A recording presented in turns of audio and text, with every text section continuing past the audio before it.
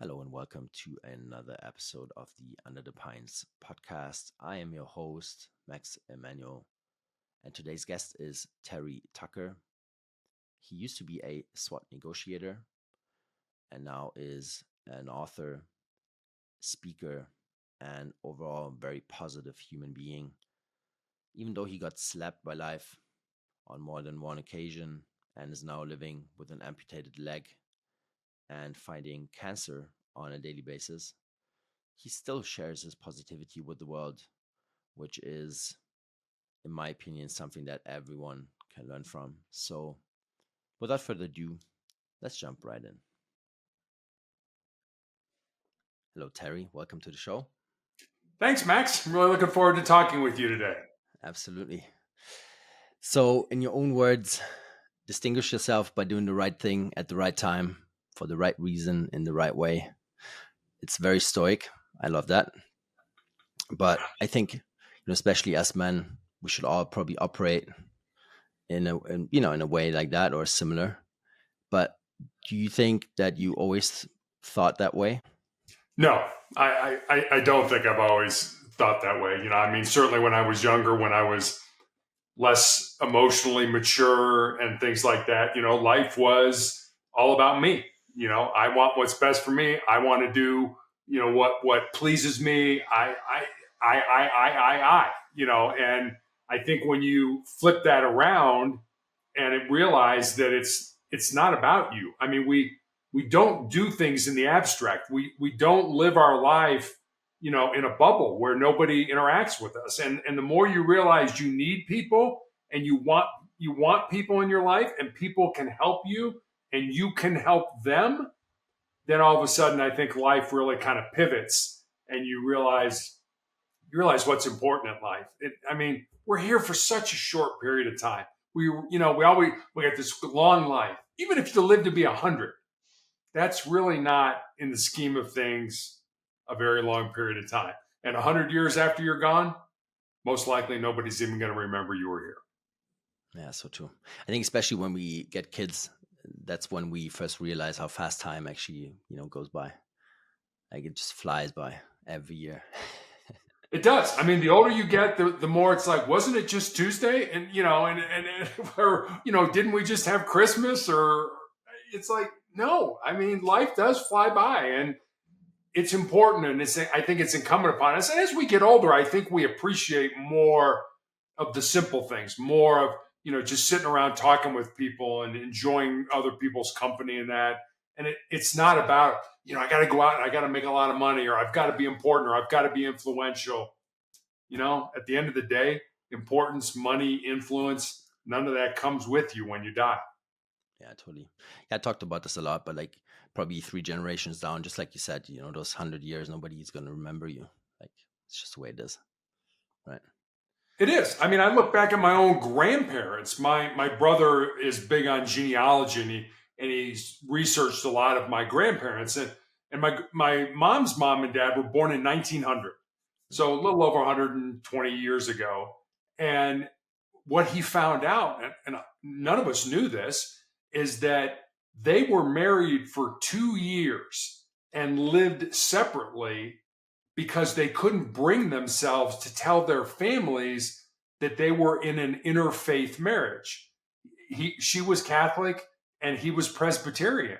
And that was 1922. So literally, 102 years ago, we were at a stage where, Catholics married Catholics, Protestants married Protestants, Buddhists married Buddhists, and you didn't interact with another faith. That was just 100 years ago.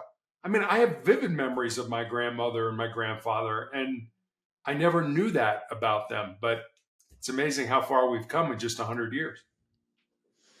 Yeah, maybe we're on the other side of the spectrum, right? Maybe, yeah. We're getting lost on that side. Yeah, totally. Yeah, I think balance is key here as well, and I think everybody should be able to do, what they want as long as they don't harm, another human or animal or whatnot, right? Yeah, totally. So when we talked in our prep call, like I know that you also worked as a SWAT negotiator, which interests me because I think there's some value in this. yeah, do you want to first of all explain to people what it is, because probably a lot of people have no idea, and then how did you get into it? Sure. So a SWAT team, SWAT is an acronym. It stands for Special Weapons and Tactics. And we always used to say that when people had something go wrong in their life, they called the police. Well, when something went wrong with the police situation, they called SWAT. And SWAT were the men and women, with all the toys, with the different types of weapons, with the armored cars, with the tear gas, and with all that kind of stuff.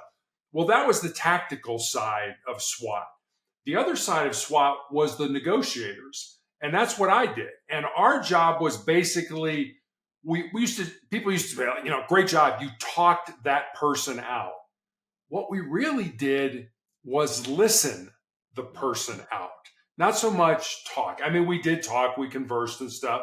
But so that's usually how most SWAT teams are configured on law enforcement departments. There's a tactical team and there's a negotiators, and we work together and we all go out together and we train together and we do all that. So you're very tight with the men and women who you're working with.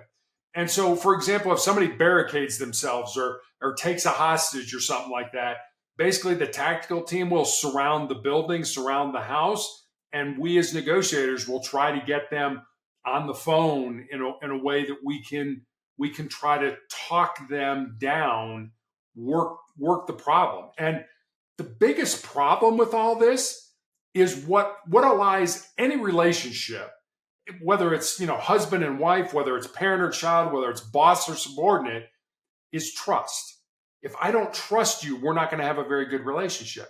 So think about what we were doing. We were coming into a situation with an individual that more than likely was having the worst day of their life and trying to develop trust with a person that we had never met before, that we know nothing about. And in many cases, we had no idea why we were there. We had no idea what caused this person, to grab a gun and barricade themselves in their room or something like that. So that's why most SWAT call-ups, when in that kind of situation, took hours and hours and hours, because there were times where, we'd spend 4 hours over here talking about this when the real problem was over here, and the person didn't trust us enough yet to talk about what was really the problem, really what was going on. Very interesting. So what was that training like? Was that a lot of psychology, language? Like, what did that look like? Yeah, it was. We had a psychologist that was attached to our negotiating team, and that's how we trained. And I'll give you I remember when I first started, we were given a formula on how human beings communicate with each other, not just the police or SWAT. And the formula was 7, 38, 55. So 7% of how we communicate a message, excuse me, are the words that we use. And think how many times we're like, oh, I wish I wouldn't have said that, or, I should have said something differently. That's only 7% of how a message is communicated. 38% of how a message is communicated is the tone of voice that we use with those words. And then 55% of how we communicate a message is our body language and our facial expressions. So understanding that and realizing that when we were negotiating with somebody, like I said, if you had a gun and you had barricaded yourself, I wasn't in the room with you. I was sometimes blocks away talking to you on the phone. So I didn't have the benefit of that 55%. I didn't have the benefit of saying something to you and kind of see you roll your eyes like, oh, what an idiot. I can't believe he said that to me. So we had to get good and figuring things out, certainly based on what people were saying, but also what they weren't saying and how they were saying it. Very interesting. So were there some situations where it didn't work out? Yeah. About 10% of the time, we were very good at what we did. Like I said, we had a psychologist attached to us, and we would train. We would just do scenarios. We would hear about a call up that some other department had, and then we would try to replicate that. And where you learned was in the debrief, where the psychologist might say to you, "Did you ever think this person was schizophrenic and off their medicine?" It's like, oh no, that never occurred to me. And so that's where you learned, is kind of picking it apart. Why did you say this? What made you say that? And one of the things we used was we would use how and what questions, and we stayed away from why questions, because why sounds accusatory. Well, Max, why did you decide to wear that today? Oh, wait a minute. Does he not like what I'm wearing? No, I can get to the same answer if I say, well, Max, what made you decide to wear that today? That's a little bit softer of a question that doesn't sound accusatory. So did it ever go wrong? Yeah, it did. I mean, not so much wrong, but the bottom line was the person who had barricaded themselves, so the person who had the gun, they were really in control of how this was going to turn out. Were they going to come out peacefully? Were we going to have to send the tactical team in and get them? Or about 10% of the time, people knew. I mean, they were caught. They had done some heinous crime. They knew they were going to spend the rest of their life in prison. And so they decided, you know what? I'm not going to do that. I'm going to end my life now. And while that was always tragic, and I don't mean to sound callous with this, I never lost any sleep over that. And the reason I didn't was because I knew I did everything I could to try to get that person out safely. I worked with great people and I had great training. So at the end of the day, it was really your decision whether you're going to pull that trigger and end your life, or whether you want to come out safely and live to see another day. Yeah. Yeah. When the decision is done on the other side, like there's no point, right? Like just the way it is. Yeah. Yeah. Same thing with, I can talk all I want. Yeah, for sure. Exactly. Totally. So how old were you there? Was that like still in your 20s? Oh, no. I didn't become a police officer until I was 37. I'd been in the private sector before that. And so I probably got on SWAT when I was in my 40s. So I had a little bit of life experience under my belt. I talked to a lot of different people, and you do that as a police officer. You talk to all kinds of people. And so, yeah, I had a little bit more, I was a little bit long in the tooth, so to speak, in that regard. And I think it helped me. Yeah, I think that's needed in a job like that, right? Yeah. If you still have to work your shit out, like how are you gonna handle these situations, right?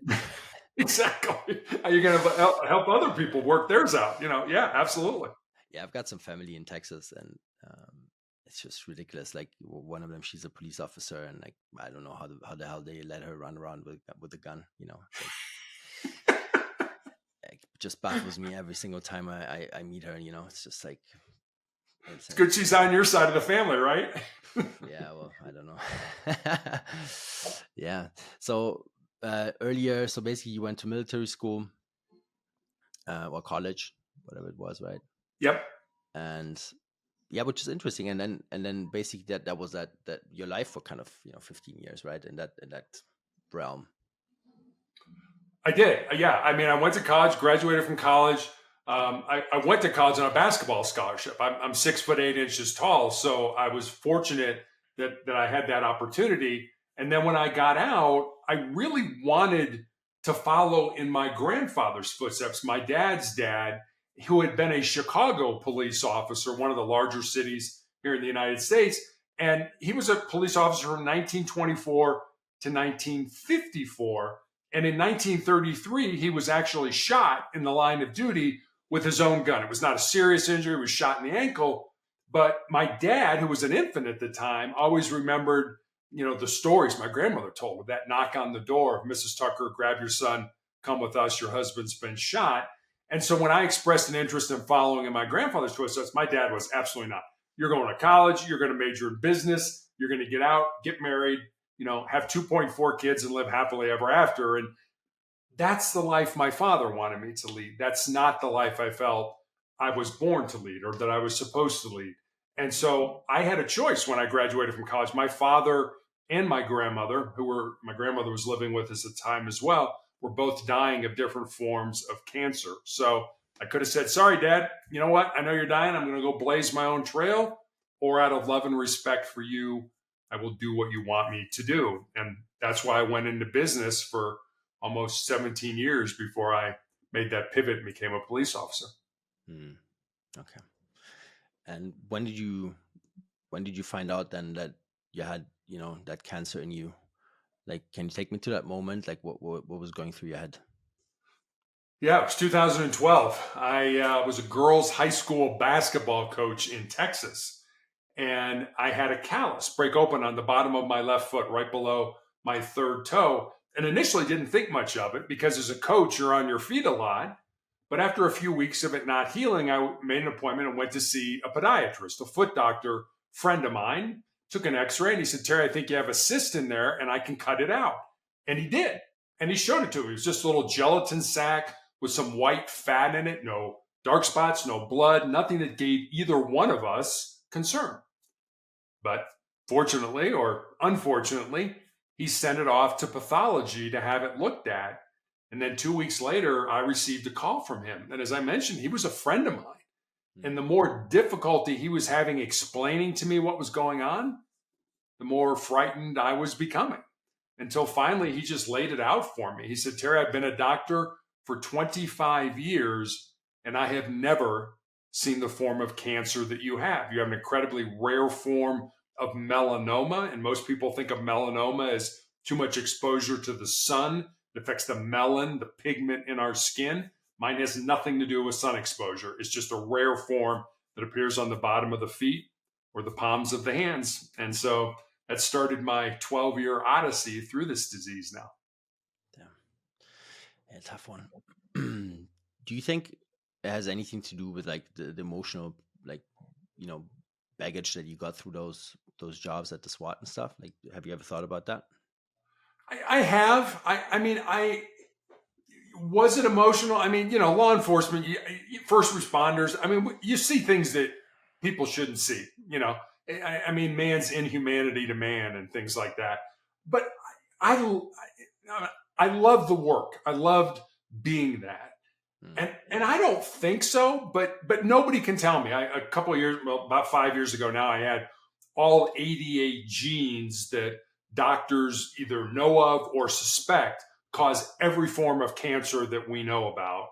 And I have absolutely no mutations in any of those genes, which certainly begs the question, well, then why did I get this incredibly rare form of cancer?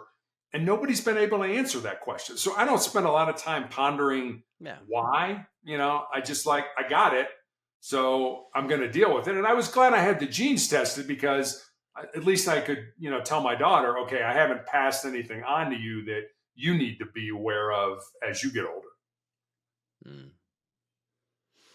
Yeah, interesting. Yeah, because it's I've had it as well in the family on different angles, and every time it's different, because like sometimes I know, okay, it's this suppression of something, right? Like it's this person that never spoke about certain things, right? Like it's that emotional baggage, right? And with others, it's radiation, right? Like had an uncle that worked for the government as well, and like it was radiation, right?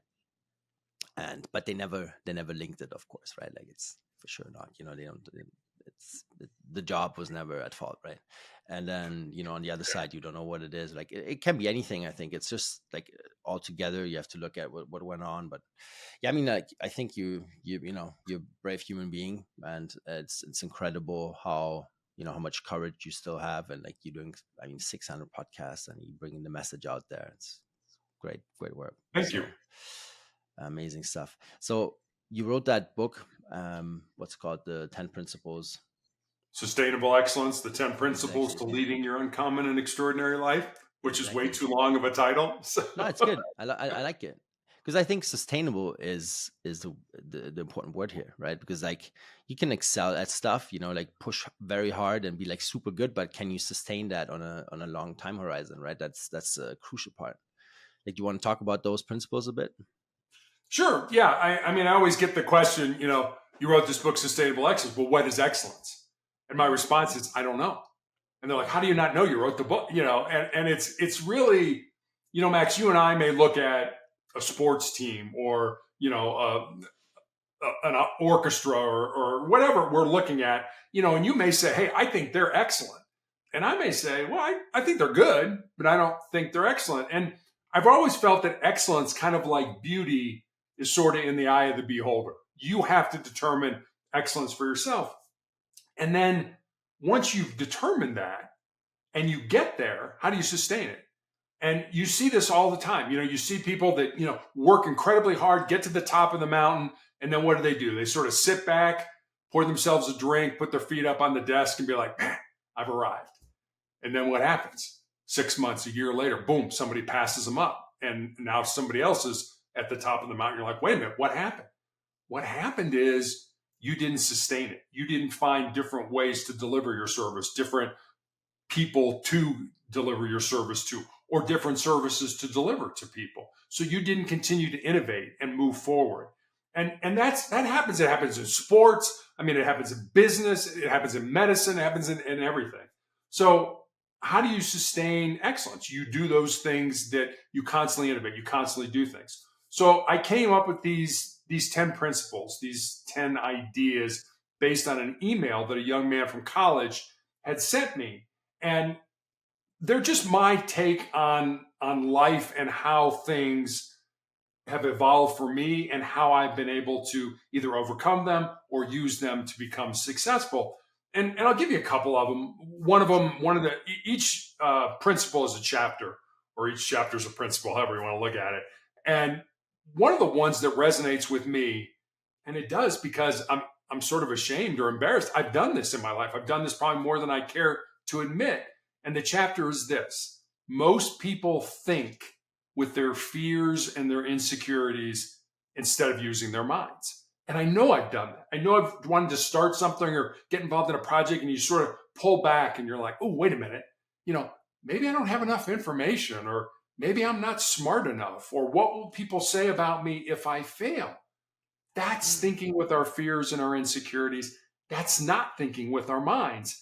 And whenever I get the opportunity to speak, especially to younger people, I always tell them, if there's something in your heart, something in your soul that you believe you're supposed to do, but it scares you, go ahead and do it.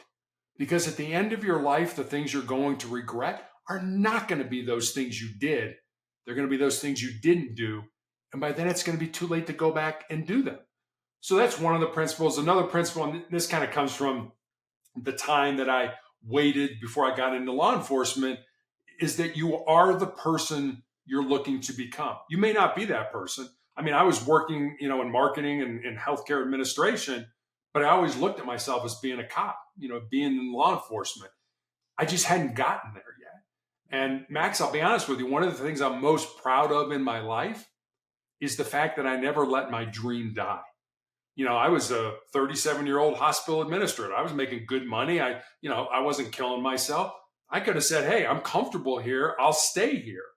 But it was like, no, I'm going to give all that up and go back to being, the bottom of the barrel, a rookie cop, and start all over again, because I believe that was what I was supposed to do. So those are just two of the principles that are in the book. Yeah, nice. Yeah, I think that's the way to go, right? Like, I think I talked about this as well, but like the so-called midlife crisis, I think, arises when, there's a disalignment between, your desires and where you want to be and what your soul really wants you to do, right? Like, and then you basically work for somebody else, right? Like, you see no purpose in it. And that's when you go down that problem, right?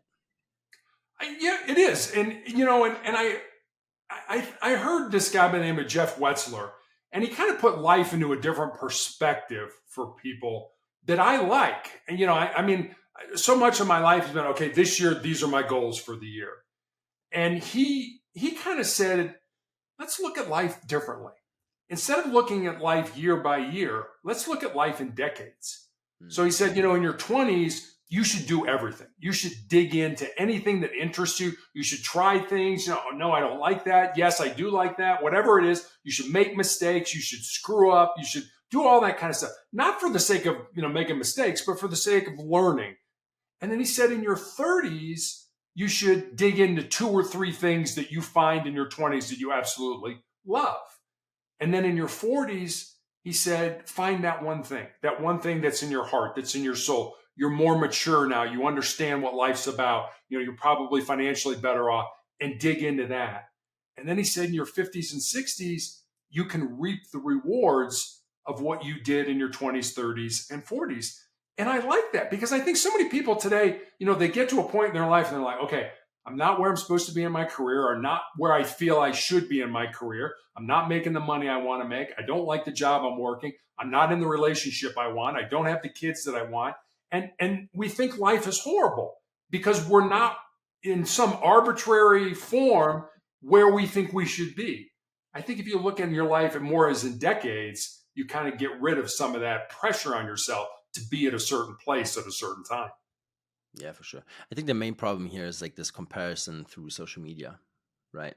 Like that's also why I want to, keep this podcast real, and then, not go down these clickbait routes and stuff, because I think that's a real problem for the youth, right? Like you always just see that glorification of the celebrity, right? Like he has everything that he needs, right? Like they have no idea what goes on in the background, right? But they just see it online, right? So they see the big cars, the watches, right, and everything else that's like just flashy and glamorous, but like they don't understand what really goes on. And I think that's the main issue there, because that's how you grow up, right? Like, the women, they look up to these models, like have to have that waist and, and that figure, and like the men, we have to have everything figured out by the age of 23.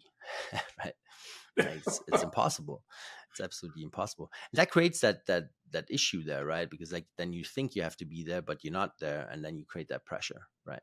And I think that's a system that's been built there, and it's, in my opinion, it's an agenda, right? But yeah, I don't know It what I think is. is. Yeah.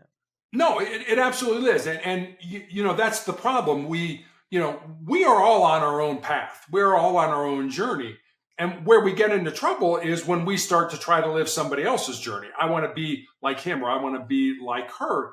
And then we get, you almost get mad or upset that, why don't I have the money that person has, or why don't I have the job that person has? And now we start to want things, I mean, you can say what you want about the 10 Commandments, but there's that commandment about, not coveting your neighbor's goods. It's okay to want things in life. It's not okay to want them because somebody else has them. And that's what you've got to understand. Why can't we just be happy?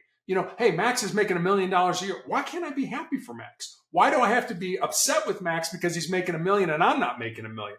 That's Max's road to travel. My road is here. And you're right. When we get off our own path, when we get off our own road and we start to say, I want to be like him, no, be like you. Be like Terry. Be like Max. You were designed to be like you. Nobody in the history of the world has ever been like you. Nobody in the history of the world will ever be like you. Be you. Just be you. It's hard enough to live in this world without trying to be somebody else that you're not. Yeah, totally. Yeah, I agree.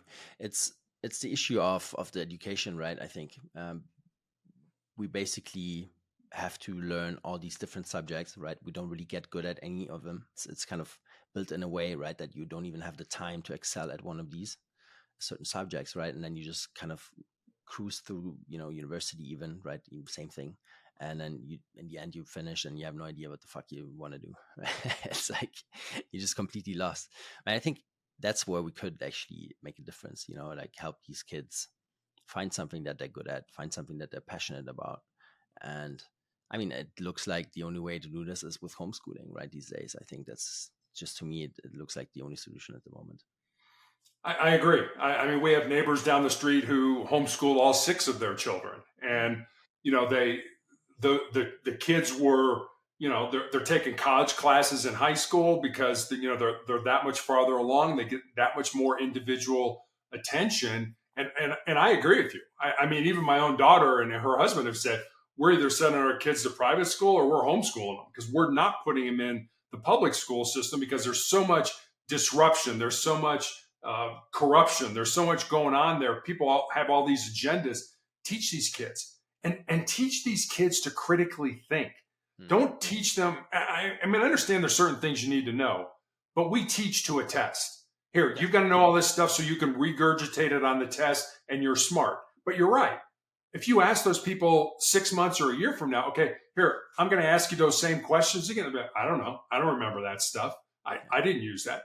And I think that's absolutely true what you said about that. Teach these kids to critically think. And, and if you're talking about, say, World War II, you can regurgitate a lot of facts to them. But what if you let them dig into something that was interesting to them? Well, what were the boats that were used to land troops on shore? Or what kind of weapons did they have? Oh, that's interesting to me. I want to go learn about that.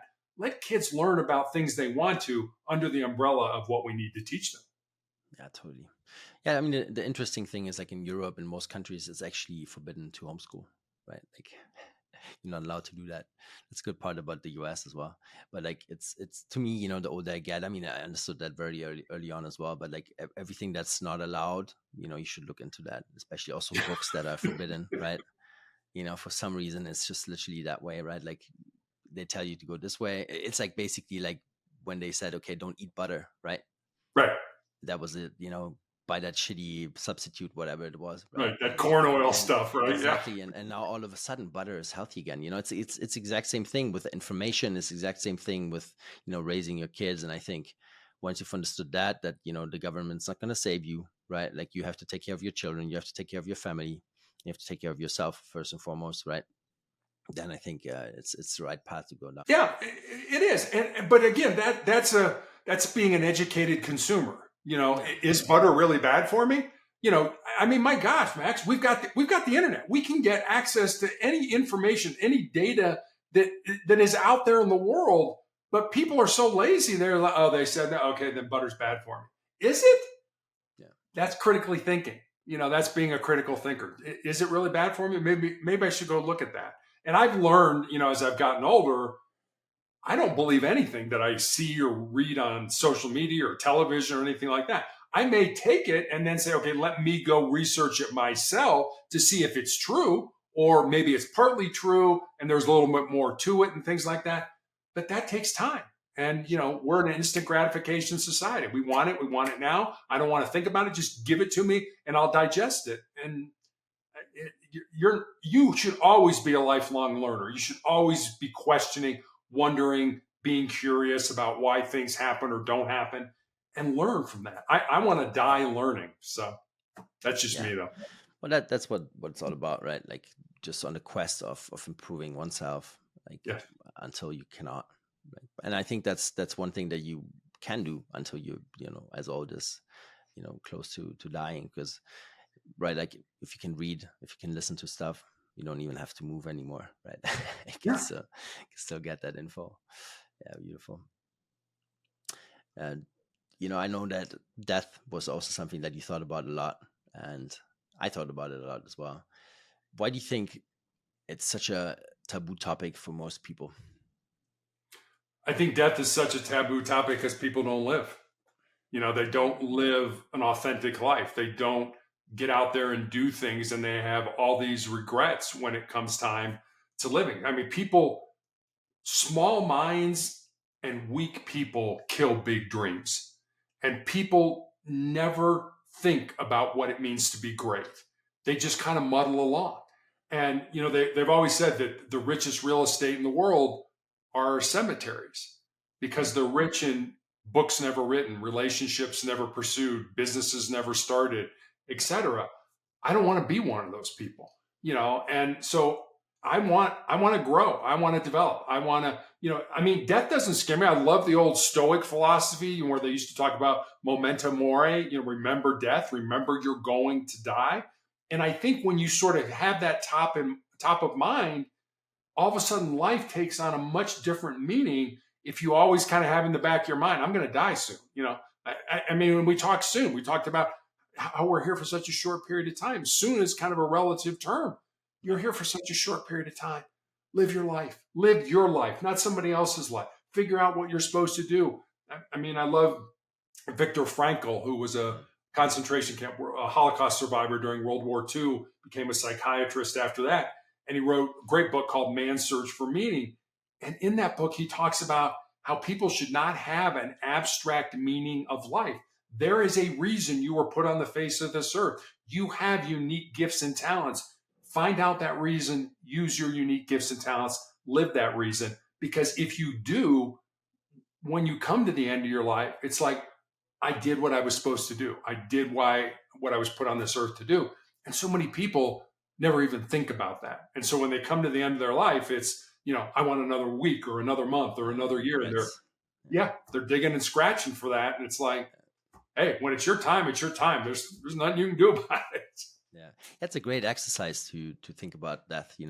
Like I don't have to think about it on a daily basis, but sometimes, like when you have one of these hard days, and maybe you carry it into the next day. Like, okay, wait a second, what if, and then you start from like you start fresh, you start from zero, and you enjoy the day in a different way. Yeah, powerful exercise for sure. You also Yeah, spoke it just is. yeah. Yeah, you also just spoke about authenticity and speaking your truth. I think that's probably one of the reasons also, right, why you choose to, go on these long formats. Like, what did that do to you once you started speaking in that way? Because I'm sure, in law enforcement, it's quite the opposite, right? Like you have to really watch out what you're saying. You're not allowed to say X, right? Like, how did that change? Yeah, I am not somebody that likes to share. Doing all these podcasts and writing a book and doing things like that, that was really stepping outside my comfort zones. And I remember the first time, I started a speaking business and COVID hit and shut everything down. Nobody was doing anything in person, and even virtually they weren't doing anything. And so a friend of mine said, "Hey, why don't you come on my podcast?" Hmm. And I said, "Okay, what's a podcast?" I had no idea what a podcast was at all. And he explained it to me.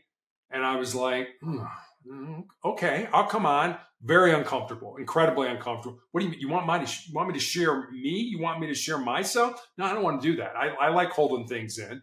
And honestly, God, Max, I had Post-it notes all around the camera. And he would ask me a question. I'd kind of lean in and read one of the Post-it notes. I was terrible. I was not authentic at all. I gave no value to the listener. But then it was like, well, okay, I think I could learn to be good at this. I mean, think about the first time we ever did anything the first time you drove a car, were you any good at it? I wasn't. First time I cooked a meal, I think I burned the water. The first time I studied algebra, I wasn't any good at it. But you can get good if you want to be a student of it. And I remember talking to my publisher. I said, Scott, I listen to every podcast I've ever been on. I want to see if I can get a better story, or how many times I say hum or whatever. And he said, no, Terry. He said, it's not about being good. It's just about not sucking. And I said, well, thanks for the title of my next book. Just don't suck. That's not what it's going to be. But, I said, no, that's not what I want. I want to feel I'm giving value to the audience, so that the host feels, whether it's 15 minutes, 30 minutes, an hour and a half, whatever time we spend together, that was time well spent. So it was very hard for me to kind of open up. But then you start to realize that in anything in your life, you've got to be authentic. You've got to show people your warts and all. It's like, hey, I made a mistake here. I shouldn't have done that. You can't just be like, I'm Superman, everything's great. I'm not Superman. You're looking at me right now. There's no S on my chest. I do not have a cape and fly around with magical powers. So. Yeah, that's again, that thing by the media, right? Like you have to have these, extra capabilities, right? Like these extraterrestrial kind of skills to be Superman, right? That See, that's the same thing, right? Like you have to be Spider-Man to be cool. Yeah, you have to be Batman. You have to have the bad toys, right? Otherwise, you're not cool. If you're just human, you're walking on the street, you're not cool, right? It starts there, right? Like it's exactly what we talked about. It absolutely does. But that comes from knowing yourself. That comes from knowing, what are my gifts and talents? What is the reason I put on the face of the earth? And people don't think about that. I mean, they just kind of muddle through life. They just kind of move through. There's an entrepreneur here in the United States by the name of Ed Milet, and Yeah, he I know talks him. about yeah. I mean, he's pretty famous. He talks about the four types of people in the world, and Mm, he said the first group are the unmotivated. And he said that's the vast majority of people that you will run into in your life. The second group he talks about are the motivated. He said it's kind of a carrot and stick approach to life. If I do this, I will get that. He said it's a life simply based on motivation, kind of low level, but it works for a lot of people to have a great life. And then the third group he talks about are the inspirational people, where the word inspiration coming from two words, in spirit. So if you're an inspirational person, you are moving people with your energy. And then the last group he talks about are the aspirational people, where mm, people aspire to be like you. And sometimes if I'm giving a talk, depending on the group and that, I'll tell that story. And then it's all right, show of hands, how many people are unmotivated? Nobody raises their hand. Nobody ever thinks that they're not motivated. But if you believe Milet, the vast majority of people fall into that category. Yeah, probably. But yeah, I think it's once you understand that you're always a student, even when you're a teacher, all the teachers, all the guides, everybody that I work with, I have a couple as well that I work on a regular basis with, and coaches and whatnot. Like everyone that's really good, they are also students always, Yeah. right? Like without exception. Yeah. So yeah, so they probably switch around between the aspirational and the inspirational, right? At that level. But that's what you should try to be an inspirational or an aspirational person. That should be a goal for you. It's certainly a goal for me. I want to make people's lives better, either how I'm operating or by being somebody that people look at and say, I would like to be like that. So Yeah, for sure. Definitely. What's like one of your favorite books? Because I see you have a lot behind you. If you could, just one that kind of changed your life, or one that you would recommend. yeah, I love reading, and I love reading biographies and autobiographies. I love trying to figure out what makes people tick. Why did you do what you did, and things like that. And one of the most interesting books I read, I mean, I will say absolutely the most influential book for me has been the Bible. But Mm. other than that, it would be a book called Legacy. It was written by a man by the name of James Kerr, and it's basically a book about the New Zealand national rugby team, which by most accounts are the most successful sports team in any sport in any country of all times. And it's just how they go about being a team. And I'll give you just a quick example. When I was growing up, you would go into a job interview and you would do your research. You would try to find out about the people you were going to work with or interview with. You would look at the company. You would look at their balance sheet. You would look at their products, and you do as much research because you would go in there thinking, I better have answers to every question that they ask me. But the New Zealand national rugby team, who's called the All Blacks because their uniforms are all black, they look at things differently. They don't expect people to have all the answers individually. What they expect is people to work within the team to come up with the answers as a team, as a club together, not individually. And they put so much emphasis on teamwork. And the captains, the leaders of the team, they stay after every match and they make the locker room cleaner than when they got there. I Mm. mean, it's those little things like that, the attention to detail. And I love the book. I took all kinds of notes. I got all kinds of writing in the margins and stuff like that. So Legacy by James Kerr, I think, is an amazing book. Yeah, it's incredible once you've seen the Haka, right? Like how they do it, Yeah. like all the emotion. And yeah, with them, it's all about culture and family, right? Yes.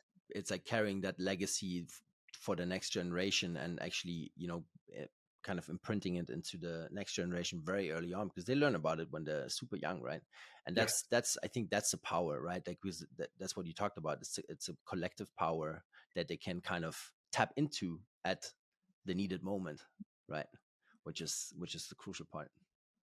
Yeah, it is. And I did a podcast with a guy in New Zealand, and I don't know if you can see that hat back there. I mean, all of a sudden in the mail, I get this hat, which I'm sure it cost more for him to send me the hat from New Zealand than it did to buy the hat, but it's the All Blacks hat. And Mm. I was so appreciative and grateful that he sent that to me. He's like, thank you very much. It's just, people are proud of that. People are Yeah. proud of organizations and things like that put forth the good character, courage, humility, things like that. So I think just reading that book and understanding how a quality team works can really add to your life.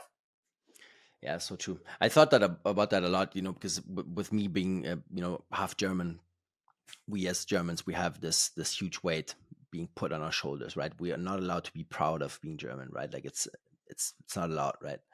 Because if you are, you're already in a far right corner, right? So Yeah. same again, right now. Now the German flags are not allowed. They put up these LGBTQ or whatever they call it, right? Everywhere the jersey has a different color, right? Like it's ridiculous, right? Like it all goes into that, and then all of a sudden we have a youth that grows up with no values, right? We have a youth that has no connection to the country, right? And that's what happens, right? Like the end result of it is, old women or grandmas getting robbed in the middle of the day and nobody like jumping in. That's the You're result. right. But where did you learn? Where did those elderly people learn to be productive members of society? They learned it at home. They learned it at church. They learned it at school. And they're not, churches are almost non-existent these days. School is here, learn this stuff so you can spit it back to me on a test, which means you're smart. And family is just kind of like, it's almost a check the box exercise.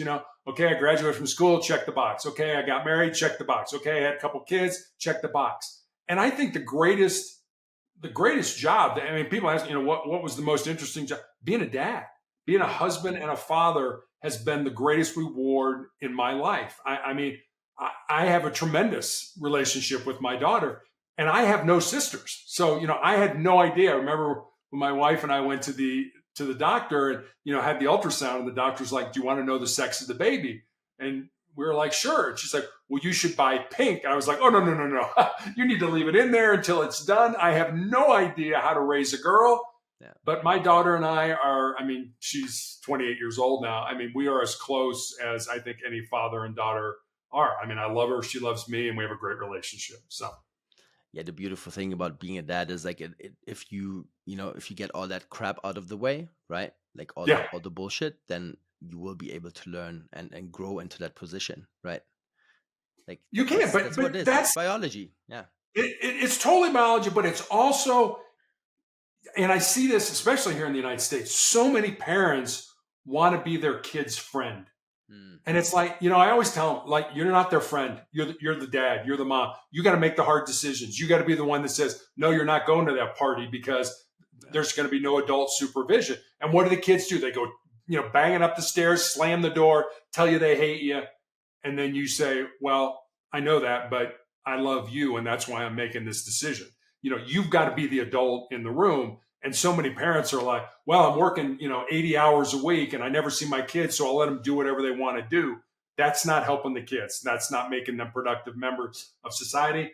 And that's, abdicating your responsibility because you're not around. No way to be a good parent.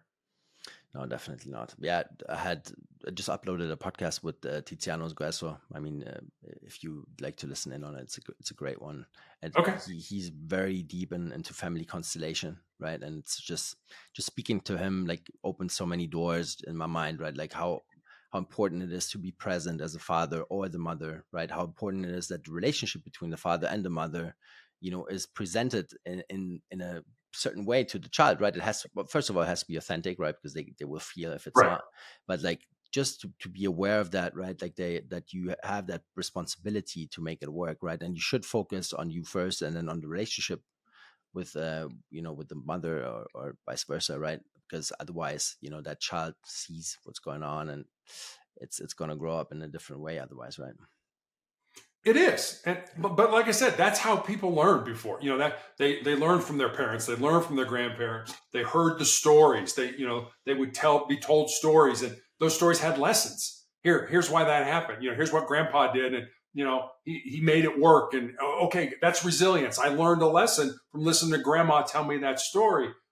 We're just so, we're flying all over the place now. We don't have time to just sit and talk to each other. We can text the heck out of each other. It's like, hey, Max, what's going on? What are we doing tonight? Kind of thing. But to sit and talk with people, and that's one of the things, being in law enforcement is not exactly a desirable thing these days, but every now and then somebody will reach out and say, I'd like to be in that line of work. What do you recommend? And I always tell them, put your devices down. Go out on the street and talk to the homeless guy. Go up to the penthouse and talk to that person. Because if you can talk to people, you can be successful as a police officer. If you can't, you'll be miserable and you will not enjoy that job. Yeah, true. Very interesting. So now you're writing your second book? I am. How's that going? Slow. When I wrote my first book, it was before I had started all the chemotherapy and the medications that I'm on for the tumors that I still have in my lungs. So this has been a lot harder because I kind of have that that brain fog and stuff like that, where I'm looking for a word and it's like, and it's not coming. But I'm not in any rush. I mean, I don't have an editor or a publisher that's knocking down my door saying, "Where's the book?" So I want it to be good, and that's the thing. When you write your first book, you have no idea what you're doing, so you just write it, and now you know what you're doing, and so you want it to be better. I mean, it's your responsibility as an author to get the reader to turn the page, to go to that next page and keep going. So you need good stories, you need good information that you're providing to people. So it's taking longer, but I'm enjoying the process. It's fun. When I first did it, it was all over the place, and now it's kind of coming together in something that I'm starting to like. And that, Yeah. so yeah, it's a patience game, right? It is. Yeah, it's a patience game, and it's also a discipline game. It's doing it, regularly. Yeah, even though you don't want to, probably. Yeah. So, from a writing perspective, would you say it's like time-wise, it's a lot of like re-editing? Is that where the most of the time goes?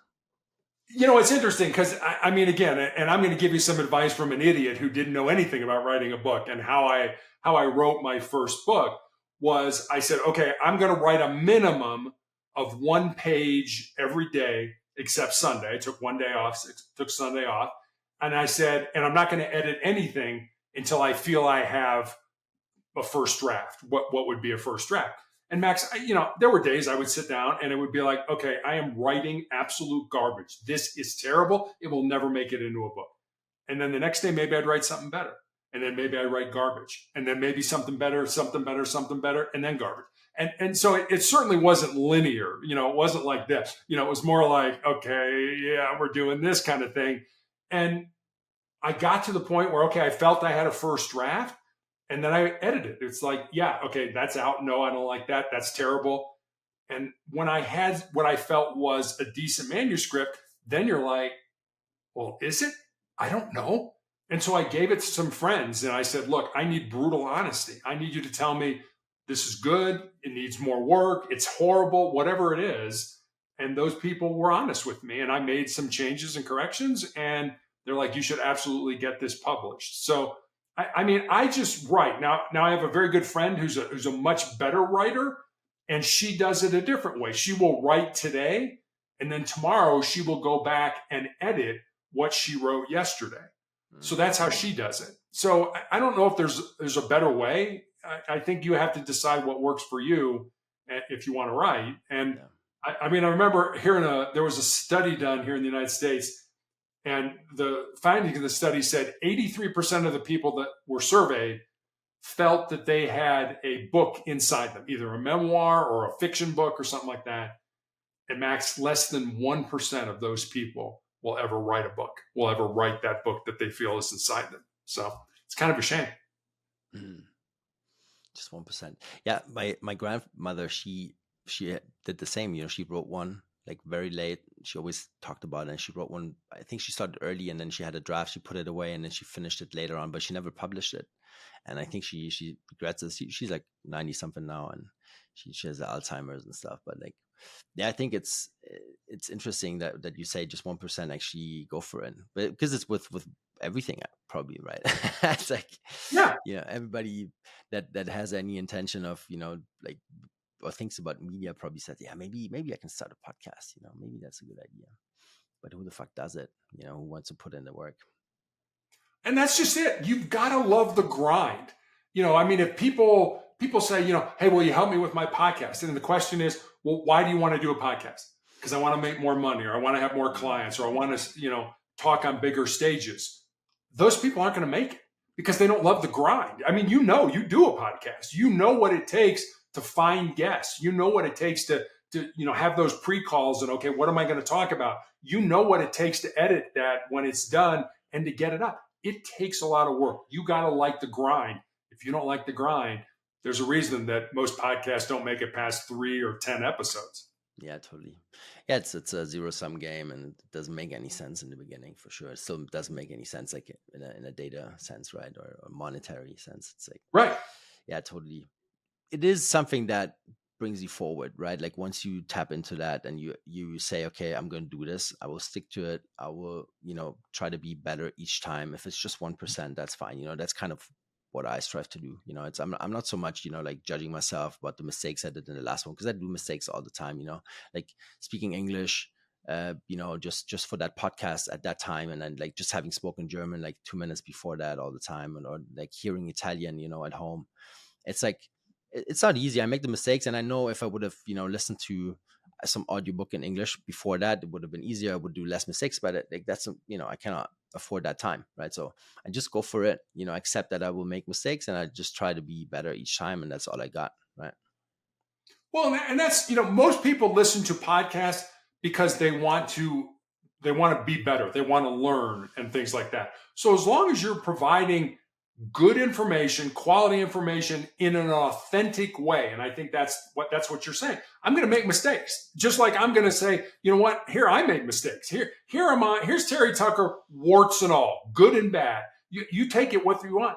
People will gravitate to that because people see themselves in us. It's like, hey, I make mistakes too. So these guys make mistakes and they're on a podcast. That's authentic. It's the people who fake it. And people are smart. They know it's like, you're faking it. You're not, that's not the real you. That's not the real person. Be the real you in anything you do, whether it's podcasting, writing, working, whatever you do, be an authentic individual. And it's amazing how many people you will draw to you.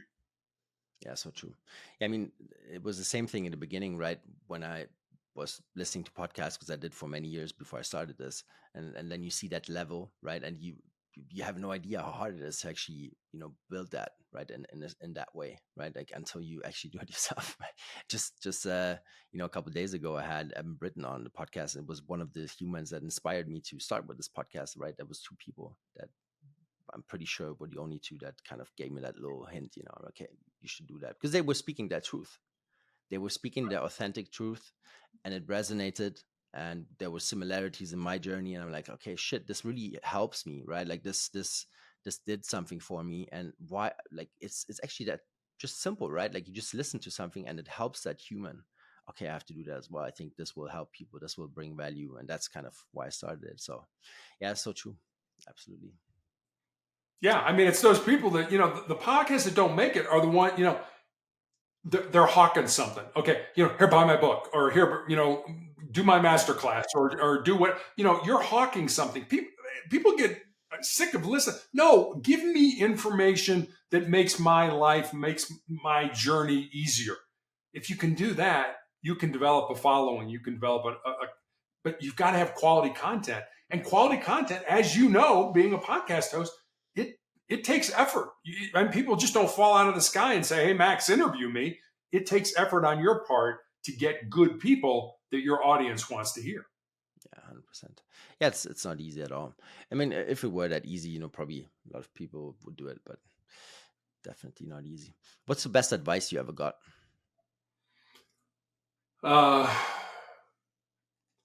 Best advice I ever got was probably listen more than you talk. There's a reason God gave you 2 ears and 1 mouth. I don't always acquiesce to that advice. I talk a lot. I talk fast and stuff like that. And that was, as a negotiator, one of the things I needed to learn to do was slow down, use silence and things like that to my benefit when I was negotiating. So yeah, I think I'm pretty good about understanding what people are saying, even when they're not saying anything. I can look at a person's face or body language and just kind of, okay, something's wrong today. They're not having a good day. Whether it's one of my nurses who takes care of me, or, they're not having a good day. And a lot of times I'll push the issue. It's like, hey, you okay? Everything okay today? And stuff like that. And sometimes that's all people want. They just want an opening to say, no, you know what? The baby spit up on me this morning, and, I had to change clothes when I was walking out the door. And so, okay, get it off your chest. That's fine. Okay, now it's off your chest. Maybe you can have a better day. So, very nice. Okay, beautiful. Where can people find you and your books? Where do you sell them? All the good stuff. Yeah, the books are available anywhere you can get a book online. Amazon, Apple iBooks, wherever you can get a book online. You can get Sustainable Excellence, and hopefully you can get the new one that's coming out that I really don't have a title for. Not sure about a title yet. And you can find me. I have a website / blog called Motivational Check. Every day I put up a thought for the day. And with that thought usually comes a question about how maybe you could apply it in your life. I have recommendations for other books to read, videos to watch. You can leave me a message. That's all at motivationalcheck.com. Very nice. Beautiful. Terry, thanks a lot for your time. Max, thanks for having me on. I really enjoyed talking with you. Yeah, likewise. It was great. Thank you. You're welcome. Thank you for watching this episode to the end. If you got any value out of this, please like and subscribe or share it with a friend. This would help the channel a lot. Thank you for that. And I hope I will see you on the next one.